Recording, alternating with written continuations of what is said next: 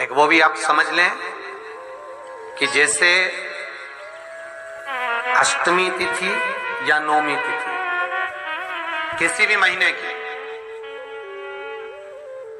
चाहे शुक्ल पक्ष की हो चाहे कृष्ण पक्ष की हो,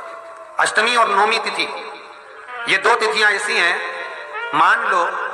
तुम्हारा पैसा तुमने किसी को दिया 5 लाख 4 लाख 3 लाख 10 लाख 8 लाख 2 लाख 50,000 25,000 20,000 40,000 और वो पैसा नहीं दे रहा, आप हार गए कह के कर, फोन लगा लगा कर, भैया दे दे रहे, परेशानी है, दे दे रहे भैया, हम तो परेशान हो गए, और हार गए, नहीं मिल रहा, बहुत परेशान। तो महाराज किसी भी अष्टमी या नौमी तिथि के दिन आप मां जगत जननी जगदम्बा का शिव के साथ में शिव शक्ति का स्मरण कर कर देवी के नाम की 9 आहुतियां सूखे बीले की, मतलब बीला जो सूख चुका है, फल जो सूख चुका है, उसकी 9 आहुतियां अग्नि में शंकर और सती के नाम से, शंकर और शिव के नाम से समर्पित करें, और आखिरी आहुति जो समर्पित करें उसमें थोड़ा सा भाग तिल का, और तिल भी काली नहीं चढ़ती उसमें, श्वेत तिल का भाग उसके साथ लगाकर समर्पित करें, और जिससे धन लेना है उसका नाम लेकर वो समर्पित करें महाराज, उसको सुध आएगी और वो पैसा किसी भी हाल में आपके हाथ में थमाकर जाएगा ही। बीमारी डॉक्टर का पीछे ही नहीं छूट रहा हो तो शिव महापुराण, विष्णु पुराण और स्कंद पुराण में जो पुरुषोत्तम कथाओं का वर्णन किया गया है, एक आटे का दिया उसमें 4 बत्ती, आटे के दिए में 4 बत्ती रखें, तिल्ली का तेल डाल लें, थोड़ा सा उसमें सरसों का तेल डालें। महाराज घर के बाहर, अर्थात घर के अंदर के बाहर जो चौखट होती, चौखट से थोड़ा सा बाहर, बिल्कुल चौखट पे नहीं बैठना, थोड़ा सा बाहर, नौमी तिथि के दिन शाम के 6 से 6:30 के बीच में 21 बार जो व्यक्ति बीमार रहता है उसके सिर से नीचे की ओर श्री नरसिंह भगवान का स्मरण कर कर, जिस अधिक मास में जिस तिथि को उतारा कर रहे हो उस तिथि का नाम लेकर, उस अश्विन अधिक मास का नाम लेकर, जो व्यक्ति का उतारा कर रहे हो उसका नाम और गोत्र लेकर 21 बार जो उतार कर उस दिए को घर के ही चौखट पर रख देता है, उस व्यक्ति की बीमारी छूट जाती है महाराज।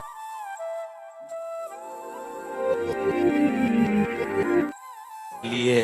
व्यापार वृद्धि के लिए दूध चढ़ाने का स्थान चेंज हो जाता है। शिव जी को जब दूध चढ़ाया जाता है तो पहले जलाधारी पर चढ़ाया जाता है, उसके बाद शिवलिंग पर चढ़ाया जाता है, तो दूध कार्य करना प्रारंभ कर देता है, संपदा बढ़ाना चालू कर देता है। रोग मुक्ति के लिए जब भी दूध चढ़ाया जाता है तो जल और दूध की मात्रा बराबर करी जाती है। जब ब्राह्मण अभिषेक कराने बैठता है तो बाल्टी में जो जल पड़ा होता है उसमें थोड़ा दूध डाल देता है। आप क्या डालते हैं कि नहीं डालते हमें नहीं। ब्राह्मण जब रुद्री से अभिषेक कराने बैठता है तो बाल्टी में रखे हुए जल में दूध डाल देता है। उससे पूछा कभी आपने कि महाराज जी आपने ये बाल्टी के जल में दूध क्यों डाला गया है? बाल्टी भरी हुई पानी की और उसमें थोड़ा सा तुमने दूध क्यों डाला है? तो ब्राह्मण बताएगा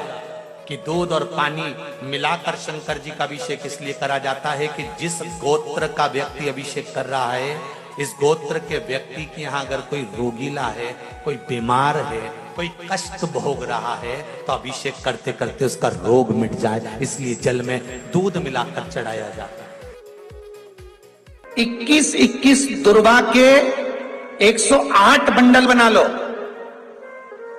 अगर एग्जाम में बैठ रहे हो, सरकारी परीक्षा में बैठ रहे हो, पास नहीं हो रहे, नौकरी नहीं लग रही, बहुत जगह इंटरव्यू दे दिया, 21 दुर्वा के 108 बंडल बनाओ, उसकी माला बनाओ और देवी के मंदिर में, माता जगदम्बा के मंदिर में, अर्थात जहां शंकर पार्वती पूर्ण परिवार विराजमान हो, ऐसे देवी के मंदिर में गणेश जी के गले में वो माला अर्पण करिया है, अपना नाम बोलकर और जिस एग्जाम में बैठ रहे हैं उसका भाव वर्णन कर महाराज,